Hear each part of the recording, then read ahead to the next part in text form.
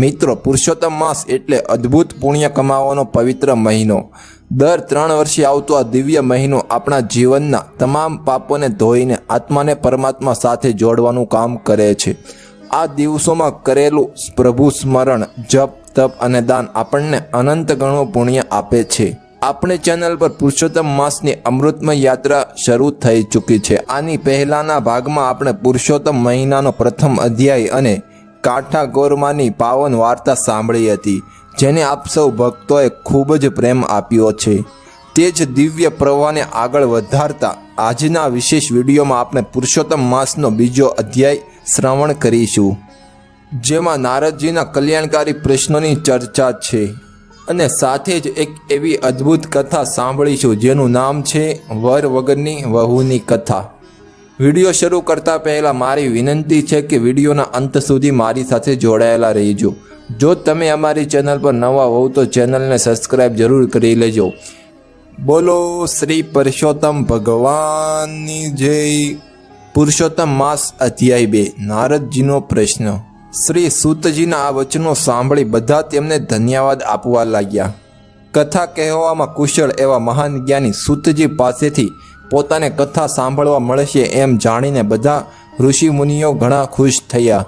તે મુનિઓમાંથી શૌનક મુનિ બોલ્યા, શ્રી વ્યાસ મુનિના આપ શિષ્ય છો, તેમની પાસેથી આપે સાંભળેલ કોઈ હરિકથા અમને કહો, જેનાથી અમારું ચિત્ત પવિત્ર અને જગતનું કલ્યાણ થાય. આથી સૂતજી બોલ્યા, હે મુનિઓ, તમે ઉત્તમ હોવા છતાં મને ભગવત કથા કહેવાનું કહો છો, તો મેં શ્રી વ્યાસજીના મુખેથી જે સાંભળ્યું છે તે મુજબ જ હું તમને કહું છું. સૂતજીએ કથાનો આરંભ કરતા કહ્યું, બ્રહ્માજીના પુત્ર નારદજી એકવાર અલકનંદા ગંગાજીના કિનારે આવેલા બદ્રીનારાયણ આશ્રમમાં પધાર્યા અને નારાયણને નમસ્કાર કરીને કહેવા લાગ્યા, આપ સત્ય સ્વરૂપ અને કૃપાનિધિ છો. આ સત્યના પ્રતાપે આપ જગતનું પાલન પોષણ કરી રહ્યા છો. આપ સાક્ષાત નારાયણ હોવા છતાં તપસ્યા કરીને મૃત્યુલોકના માનવીઓને બોધ આપો છો, પરંતુ હજુ તેમને બોધ લાગ્યો હોય તેમ લાગતું નથી. હું મૃત્યુલોકથી આવ્યો છું, ત્યાં મેં બધા માનવીઓને મોહમાયામાં ફસાયેલા અને અસત્ય બોલતા જોયા છે. તો આપ એવી કોઈ કથા કે વ્રત સંભળાવો કે જેથી મૃત્યુલોકના સર્વ માનવોનું કલ્યાણ થાય. આ સાંભળી નારાયણ હસીને બોલ્યા, તમે પણ માનવીઓને મોહ પાશમાંથી ઉગારી શકો એમ છો, છતાં તમે આવ્યા જ છો તો વ્રજવાસી શ્રી કૃષ્ણની કલ્યાણકારી કથા સાંભળો. હે નારદજી, કૃષ્ણની બાળ લીલા, રાસલીલા આદિ તો તમે જાણો જ છો. આજે હું તમને પુરુષોત્તમ ભગવાનની કથા સંભળાવું છું. આ પુરુષોત્તમ મહાત્મ્યની કથાનો મહિમા એટલો મોટો છે કે તે કહેતા પાર ન આવે. આ કથા એવી પવિત્ર અને કલ્યાણકારી છે કે તે કહેનાર અને સાંભળનાર બંનેને સુખ, શાંતિ અને મુક્તિ આપે છે. આ કથાનો મહિમા પુરુષોત્તમ માસમાં વધુ હોય છે. આથી નારદે તેમને પૂછ્યું, હે પ્રભુ, આ પુરુષોત્તમ માસ કયો માસ છે? તેના અધિપતિ દેવ કોણ છે? આ બધી બાબત વિસ્તારપૂર્વક મને કહો. સૂતજીએ આગળ કહ્યું, હે મુનિઓ, નારદજીનું આ નિવેદન સાંભળીને ભગવાન નારાયણે કહ્યું, હે નારદ, પુરુષોત્તમ એ એક મહિનાનું નામ છે. આ માસમાં વ્રત, તપ અને દાન કરવાથી પુરુષોત્તમ ભગવાન સંતુષ્ટ થઈ અનંત ફળ આપે છે. નારદજીએ વધુ માહિતી મેળવવાના હેતુથી આગળ પૂછ્યું, કયા મહિનાને પુરુષોત્તમ માસ કહેવામાં આવે છે? આ માસમાં વ્રત, તપ અને ઉપવાસ કેવી રીતે કરવા? આ વ્રત કરનારને શું ફળ મળે છે? જગતમાં દુઃખોનો પાર નથી. હું તેમાંથી તેઓને શાંતિ અને દિલાસો મળે તેવો સરળ ઉપાય સૂચવવા વિનંતી કરું છું.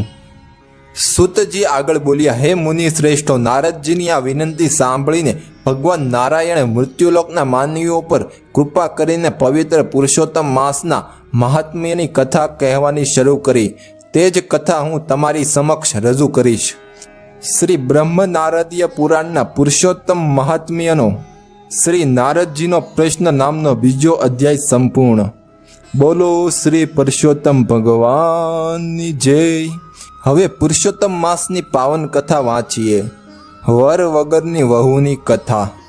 એક ગામમાં એક બ્રાહ્મણ અને બ્રાહ્મણી રહેતા હતા. તેઓ પૈસે ટકે ખૂબ જ સુખી અને સમૃદ્ધ હતા. હવે તેઓ મોટી ઉંમરે ગડપણના આરે પહોંચ્યા હતા. જીવનમાં બધી જ વાતોનું સુખ હોવા છતાં તેઓ એક વાતથી સદાય દુઃખી રહેતા હતા, અને તે દુઃખ હતું તેમનું નિસંતાનપણું. લગ્ન જીવનના આટલા વર્ષો વીત્યા પછી પણ તેઓ સંતાન સુખ માટે વલખા મારી રહ્યા હતા, પરંતુ ઈશ્વર તેમની મનોકામના પૂર્ણ કરતો ન હતો. હવે ઉંમર થઈ ગઈ હોવાથી તેમણે સંતાન મેળવવાની આશા ત્યજી દીધી હતી અને પોતાનો બાકીનો સમય પ્રભુ પરાયણ થઈ ધાર્મિક કાર્યોમાં વિતાવતા હતા. એવામાં એકવાર પવિત્ર પુરુષોત્તમ માસ આવ્યો. આથી બ્રાહ્મણ અને બ્રાહ્મણીએ પુરુષોત્તમ માસનું વ્રત કરવાનો અને પૂરો મહિનો ધર્મ ધ્યાનમાં ગાળવાનો દ્રઢ સંકલ્પ કર્યો. પુરુષોત્તમ માસ શરૂ થતાં જ તેમણે નિયમપૂર્વક વ્રતનો પ્રારંભ કર્યો. તેઓ દરરોજ સવારે વહેલા ઉઠીને ગામના અન્ય લોકો સાથે નદીએ સ્નાન કરવા જતા, આખો દિવસ ભગવાનનું નામ સ્મરણ કરતા અને રાત્રે ભૂમિ પર પથારી કરીને સૂઈ જતા. બ્રાહ્મણ અને બ્રાહ્મણી વૃદ્ધાવસ્થા તરફ નમી રહ્યા હતા. વળી ઘરમાં કામ કરનાર અન્ય કોઈ સદસ્ય ન હતું.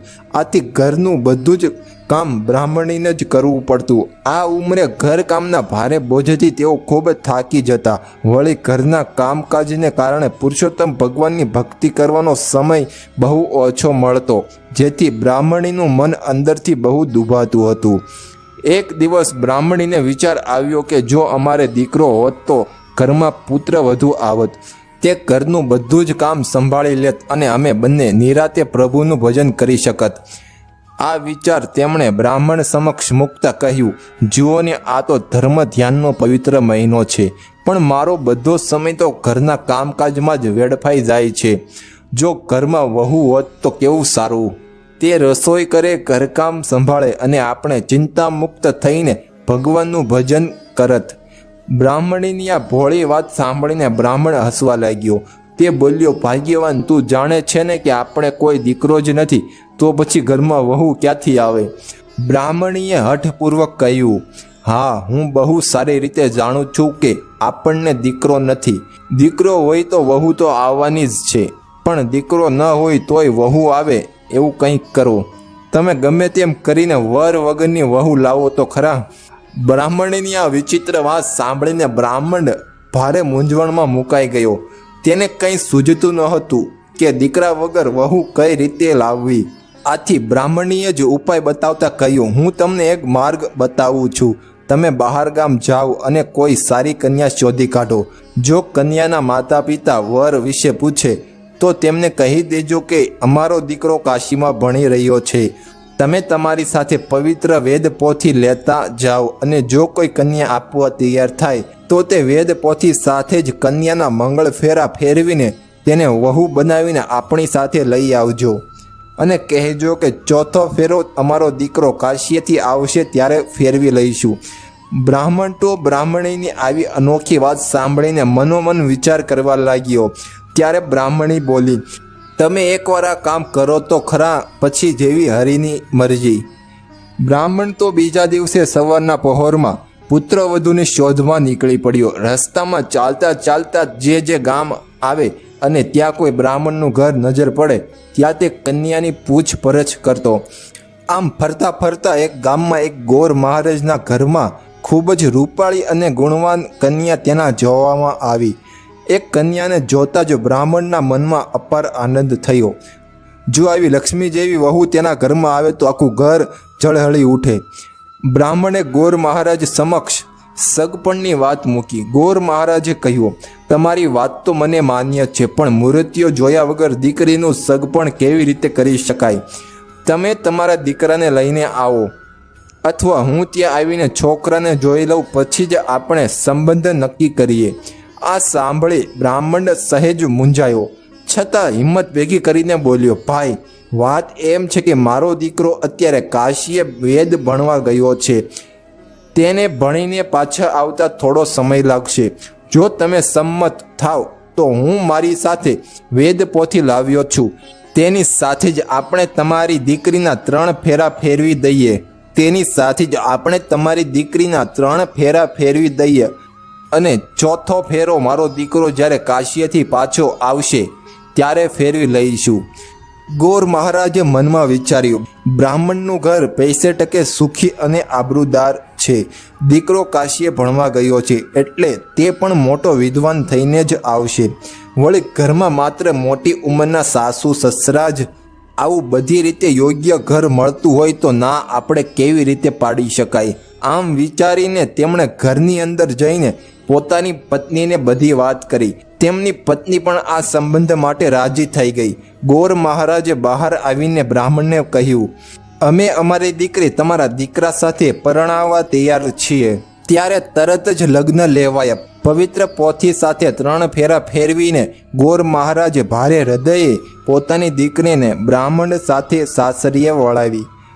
બ્રાહ્મણ તો આનંદભેર પુત્રવધૂને લઈને પોતાના ઘેર આવ્યો. બ્રાહ્મણી પણ આવી રૂપાળી અને સુશીલ કન્યા જોઈને હરખાઈ ગઈ. વહુના લક્ષણ બારણામાંથી જ જણાય. એ કહેવત મુજબ વહુએ ઘરમાં પગ મૂકતા વેત જ ઘરનું બધું કામકાજ પોતાના માથે ઉપાડી લીધું. હવે બ્રાહ્મણીને સાચે જ નિરાશ થઈ ગઈ. તે ચિંતામુક્ત થઈને સુખપૂર્વક પ્રભુ ભજન કરવા લાગી અને ઘરની બધી ચાવીઓ વહુને સોંપી દીધી. એક દિવસની વાત છે. બ્રાહ્મણ અને બ્રાહ્મણી રોજની જેમ સવારે નદીએ સ્નાન કરવા ગયા હતા. વહુ ઘરમાં અકેલી રસોઈ કરી રહી હતી. ત્યાં આડોશ પાડોશમાંથી એક પડોશણ સગડી સળગાવવા માટે દેવતો લેવા આવી. ઘરમાં આવી અજાણી અને રૂપાળી વહુને જોઈને પાડોશણ ચોંકી ઉઠી. તેણે તરત પૂછ્યું, બહેન તમે કોણ છો? આ ઘરમાં મેં તમને પહેલીવાર જોયા. તમે બ્રાહ્મણ અને બ્રાહ્મણીના કોઈ સગા થાઓ છો? મેં તમને પહેલાં ક્યારેય અહીં જોયા નથી એટલે પૂછું છું. વહુએ હસીને જવાબ આપ્યો, તમને કદાચ ખબર નહીં હોય પણ હું આ ઘરની પુત્રવધુ છું. મારા સસરા પવિત્ર પોથી સાથે મારા 3 ફેરા ફેરવીને મને અહીં લાવ્યા છે. હવે મારા પતિ જ્યારે કાશીએથી ભણીને પાછા આવશે એટલે હું તેમની સાથે 4થો ફેરો ફરી લઈશ. આ સાંભળીને પડોશણ ખડખડાટ હસવા લાગી અને કટાક્ષમાં બોલી, અરે ભોળી બહેન, આ બ્રાહ્મણ અને બ્રાહ્મણીને તો કોઈ સંતાન જ નથી. તેઓ તો સાવ વાંજિયા છે. તને છેતરીને લાવ્યા છે. પડોશીની આ આકરી અને કડવી વાત સાંભળતા જ વહુનું હૃદય ચીરાઈ ગયું અને તે ચોધાર આંસુએ રડવા લાગી. થોડીવાર પછી બ્રાહ્મણ અને બ્રાહ્મણી નદીએથી સ્નાન કરીને પાછા આવ્યા. વહુને આ રીતે ચોધાર આંસુએ રડતી જોઈને સાસુ એટલે કે બ્રાહ્મણીએ ચિંતાતુર થઈ પૂછવા લાગી, દીકરી તું શા માટે રડે છે? તારા દુઃખનું કારણ શું છે? જવાબમાં પુત્રવધુએ પડોશીએ કીધેલી બધી જ કડવી વાતો કહી સંભળાવી.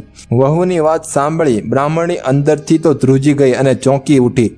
છતાં તેણે ભારે હિંમત રાખી. પોતાની ચતુર બુદ્ધિથી વહુને સાંત્વના આપતા તેના માથે હાથ મૂકીને કહ્યું, અરે ભોળી દીકરી, અમે પૈસે ટકે સુખી છીએ એટલે આ અદેખા પડોશીઓ અમારું સુખ જોઈ શકતા નથી. તેઓ ઈર્ષ્યાના માર્યા અમારી નિંદા કરે છે અને ગમે તેમ જૂઠું બોલે છે. મારી આ 7 ઓરડા અને 3 માળવાળી વિશાળ હવેલીનો અસલી માલિક મારો જુવાનજોધ દીકરો જ છે. વળી તે એટલો બધો રૂપાળો અને તેજસ્વી છે કે તેને જોતા જ આંખો અંજાઈ જાય. તેને જોઈને તું પોતે જ કહી ઉઠીશ કે જાણે 5 આંગળીએ પુણ્ય કર્યા હોય તેને જ આવો વર મળે. મારો દીકરો અત્યારે કાશીએ વિદ્યાભ્યાસ કરવા ગયો છે, માટે એ ભણી ગણીને પાછો આવે ત્યાં સુધી તને ઘરમાં એકલું ન લાગે એટલા માટે લે આ 7 ઓરડાની ચાવીઓ રાખ. દરેક ઓરડામાં ખાવા પીવાની અને ઉત્તમ શણગારની વસ્તુઓ ભરેલી છે. તું સુખેથી તે બધી જ વસ્તુઓ ખાવો પીવો અને સુંદર વસ્તુઓ પહેરો. પણ દીકરી મારી એક વાત યાદ રાખજે કે 7મો ઓરડો ક્યારેય ઉગાડતી નહીં. વહુએ હવેલીના 3 માળ જોયા હતા પરંતુ તેમાં 7 ઓરડા હંમેશા બંધ રહેતા અને તેના દરવાજા પર મોટા મોટા તાળા મારેલા. પરંતુ તેમાં 7 ઓરડા હંમેશા બંધ રહેતા અને તેના દરવાજા પર મોટા મોટા તાળા મારેલા હતા. આથી તે વારવાર વિચારતી હતી કે આ 7 ઓરડામાં એવું તે શું રહસ્ય હશે કે સાસુમાં તેને કાયમ બંધ જ રાખે છે અને ક્યારેય ઉગાડતા નથી. હવે વહુના હાથમાં 7 ઓરડાની ચાવીઓ આવી ગઈ એટલે તેના મનની ઉત્સુકતા વધી ગઈ. તેનાથી રહેવાયું નહીં. એક દિવસ બ્રાહ્મણ અને બ્રાહ્મણી દેવ દર્શને બહાર ગયા હતા. ત્યારે વહુએ મોકો જોઈને પહેલો ઓરડો ઉગાડ્યો તો તેમાં સ્વાદિષ્ટ મીઠાઈઓ અને પકવાન ભરેલા જોયા. બીજા ઓરડામાં કિંમતી રેશમી વસ્ત્રો જોયા. ત્રીજા ઓરડામાં 16 શણગાર સજવા માટે દિવ્ય સાધનો અને આભૂષણો જોયા. આમ તેણે દરેક ઓરડામાં કંઈક ને કંઈક જોયું. આ બધું જોયા પછી વહુને 7મો ઓરડો જોવાની એવી તીવ્ર જિજ્ઞાસા થઈ કે તે પોતાની સાસુની આજ્ઞા ભૂલી ગઈ અને તેણે 7મા ઓરડાનું તાળું ખોલી નાખ્યું.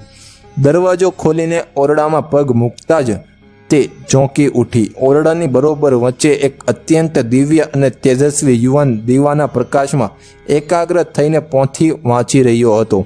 આખા ઓરડામાં અલૌકિક સુવાસ પસરેલી હતી. વહુ તો સ્તબ્ધ થઈને યુવાનને નિરખી રહી હતી. તે ઓરડાના ઉંબરા પર જ ઊભી રહી ગઈ. તેની અંદર જવાની હિંમત ન ચાલી. બારણું ખોલવાનો અવાજ સાંભળીને પેલા તેજસ્વી યુવાને પોતાની દૃષ્ટિ દરવાજા તરફ કરી અને ગંભીર અવાજે બોલ્યો, તમે આ બારણું કેમ ઓગાડ્યું? કૃપા કરીને બારણું બંધ કરી દો. મારા માતા પિતાનું પુરુષોત્તમ માસનું પવિત્ર વ્રત હજુ ચાલી રહ્યું છે. જો તમે અંદર આવશો તો તેમનું વ્રત તૂટી જશે અને મારો વેદપાઠ અધૂરો રહી જશે. તમે પવિત્ર પોથી સાથે 3 ફેરા ફર્યા છે તે વાત હું બહુ સારી રીતે જાણું છું. માતા પિતાનું વ્રત પૂર્ણ થયા પછી હું પોતે આવીને તમારી સાથે 4થો ફેરો ફરીશ. આ અદ્ભુત ચમત્કાર જોઈને અને પતિના મુખેથી આવા વચનો સાંભળીને વહુની આંખોમાં હર્ષ અને આનંદના આંસુ વહી નીકળ્યા. તેણે તરત જ ઓરડાનું બારણું બંધ કરી દીધું. થોડીવાર પછી જ્યારે તેના સાસુ સસરા મંદિરેથી દર્શન કરીને પાછા ઘેર આવ્યા ત્યારે તે કશું જ ન બન્યું હોય તેમ શાંતિથી બેસીને અનાજ સાફ કરી રહી હતી. તેણે સાસુ સસરાને પ્રેમથી જમવા બેસાડ્યા અને પોતે પણ જમી લીધું. પરંતુ પોતે સાસુની આજ્ઞાનો ભંગ કરીને 7મો ઓરડો ઉગાડ્યો હતો. તે વાત તેણે કોઈને પણ ન કરી. હવે તો સાસુ સસરાની બમણા ઉત્સાહથી સેવા ચાકરી કરવા લાગી અને દરરોજ હોંશે હોંશે તેમને જમાડતી હતી. આમને આમ પવિત્ર પુરુષોત્તમ માસ પૂર્ણ થયું. આખા ગામમાં લોકો વ્રતના ઉજવણા કરવા લાગ્યા. બ્રાહ્મણ અને બ્રાહ્મણીએ પણ આ પવિત્ર વ્રતનું વિધિપૂર્વક ખૂબ જ સરસ ઉજવણું કર્યું. વ્રત પૂરું થતાં જ વહુને થયું કે હવે મારે મારા પતિ વિશે સાસુ સસરાને પૂછવું જોઈએ. તેણે સાસુ સસરા પાસે જઈને વિનમ્રતાપૂર્વક પૂછ્યું, સાસુમાં, પુરુષોત્તમ માસ પૂરો થયો અને તેનું ઉજવણું પણ થઈ ગયું. હવે તમારા દીકરાને કાશીએથી પાછા બોલાવો જેથી હું તેમની સાથે લગ્નનો 4થો ફેરો ફરી શકું. વહુની આ સાચી વાત સાંભળીને સાસુ સસરા ફરીથી ચિંતામાં આવી ગયા. ઘરમાં કોઈ દીકરો તો હતો જ નહીં, તો હવે લાવો ક્યાંથી? તેમની આબરૂ હવે માત્ર પુરુષોત્તમ ભગવાન સિવાય કોઈ રાખે તેમ નહોતું. છતાં વહુને તેમણે કહ્યું, વહુ, તમે જરાય ચિંતા ન કરો. થોડા જ દિવસોમાં મારો દીકરો આવી જશે અને અમે તમારા 4થા ફેરા ફેરવી દઈશું. પરંતુ હવે વધુ બહાના કઢાય તેમ નહોતું. આબરૂ જવાની ઘડી સાવ નજીક આવી પહોંચી હતી. બ્રાહ્મણ અને બ્રાહ્મણી મનોમન પુરુષોત્તમ ભગવાનને યાદ કરી દીન ભાવે સહાય માટે પ્રાર્થના કરવા લાગ્યા. સાસુ સસરાને આ રીતે મૂંઝવણમાં મુકાયેલા જોઈને ચતુર વહુ હસીને બોલી, તમે આટલા બધા મૂંઝાવો છો શા માટે? ચાલો હું જ તમારા દીકરાને બોલાવું છું. બ્રાહ્મણ ને બ્રાહ્મણી તો સાવ ચકિત થઈને એકબીજાની સામે તાકી રહ્યા. વહુ તેમને 7મા ઓરડા તરફ લઈ ગઈ અને 7મા ઓરડાનું બારણું ઉગાડ્યું. બારણું ખુલતાની સાથે જ ઓરડામાંથી સાક્ષાત દિવ્ય અને તેજસ્વી યુવાનના સ્વરૂપમાં પુરુષોત્તમ ભગવાન બહાર આવ્યા. એ યુવાનનું અલૌકિક અને તેજસ્વી રૂપ જોઈને જ બ્રાહ્મણ અને બ્રાહ્મણી તરત જ સમજી ગયા કે આ કોઈ સાધારણ મનુષ્ય નથી, પરંતુ સ્વયં પુરુષોત્તમ ભગવાન છે. તેમના સાચા હૃદયના વ્રત અને અખંડ ભક્તિના પ્રભાવથી પ્રસન્ન થઈને પ્રભુએ આ દિવ્ય લીલા કરી હતી. પોતાના ભક્તની લાજ રાખવા માટે ભગવાન પોતે જ પુત્ર બનીને પ્રગટ થયા હતા. બ્રાહ્મણ અને બ્રાહ્મણી અહોભાવથી પ્રભુના ચરણોમાં પડી ગયા. વહુ પણ સાક્ષાત નારાયણ સ્વરૂપ એવા પોતાના પતિના પગે પડી. તે જ પાવન દિવસે બ્રાહ્મણના ઘરે મંડપ બંધાયો અને લગ્નની તૈયારી થઈ. ગોર મહારાજે શાસ્ત્રોક્ત વિધિથી બંનેનો હસ્ત મેળાપ કરાવીને લગ્નનો 4થો ફેરો ફેરવ્યો. આમ લગ્નવિધિ પૂર્ણ થતાં જ વહુ હર્ષ ઘેલી બની ગઈ અને બ્રાહ્મણ બ્રાહ્મણીના આનંદનો પણ પાર ન રહ્યો. પુરુષોત્તમ માસના વ્રતના પ્રતાપે તેમની લાજ પણ રહી ગઈ અને વર વગરની વહુને સાચો વર પણ મળી ગયો. હે પુરુષોત્તમ ભગવાન, જેવા તમે બ્રાહ્મણ અને બ્રાહ્મણીને ફળ્યા અને તેમની લાજ રાખી, તેવા જ આ પુરુષોત્તમ માસનું વ્રત કરનાર, નદીએ નહાનાર, તેમજ આ પવિત્ર કથા વાંચનાર અને સાંભળનાર સહુ ભક્તોને ફળજો, તેમની મનોકામના પૂર્ણ કરજો અને સુખ શાંતિ આપજો. બોલો શ્રી પુરુષોત્તમ ભગવાનની જય. વર વગરની વહુની કથા આપણને એ સત્ય શીખવે છે કે ભગવાન પ્રત્યેની સાચી શ્રદ્ધા અને અતૂટ ભક્તિ અશક્ય કાર્યને પણ શક્ય બનાવી દે છે.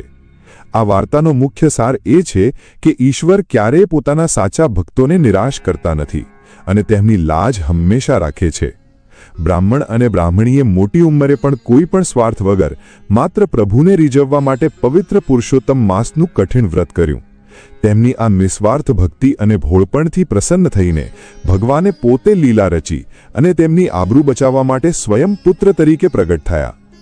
આ વાર્તા આપણને એ પણ સમજાવે છે કે જે લોકો ઈશ્વરના શરણમાં જાય છે અને સંસારના મેણા ટોણા જેમ કે પડોશણનું વાંઝિયા કહેવું સહન કરીને પણ પ્રભુ પર ભરોસો રાખે છે, તેમના જીવનના તમામ દુઃખો દૂર થઈ જાય છે. ટૂંકમાં, સાચા હૃદયથી કરેલી ભક્તિ ક્યારેય ખાલી જતી નથી. ભગવાન ભક્તોની મનોકામના ચોક્કસ પૂરી કરે છે અને તેમને અણધાર્યું સુખ પ્રદાન કરે છે. તો મિત્રો, હું આશા રાખું છું કે આજનો વિડિયો આપ સૌને પસંદ આવ્યો. જો આ કથા અને વિડિયો તમને ગમ્યો હોય તો વિડિયોને એક લાઇક જરૂર કરજો અને તમારા મિત્રો તથા પરિવારજનો સાથે શેર કરીને આ પુણ્યશાળી માસમાં કથા શ્રવણનું પુણ્ય કમાવાનો મોકો આપજો. કમેન્ટ બોક્સમાં જય શ્રી કૃષ્ણ અથવા શ્રી પુરુષોત્તમ ભગવાનની જય લખવાનું બિલકુલ ન ભૂલતા. પરમાત્મા આપ સૌનું કલ્યાણ કરે, આપના ઘરમાં સુખ, શાંતિ અને સમૃદ્ધિ આપે, તેવી જ ભગવાનના ચરણોમાં પ્રાર્થના. ફરી મળીશું પુરુષોત્તમ માસના એક નવા પાવન અધ્યાય સાથે. ત્યાં સુધી ધન્યવાદ. જય શ્રી કૃષ્ણ.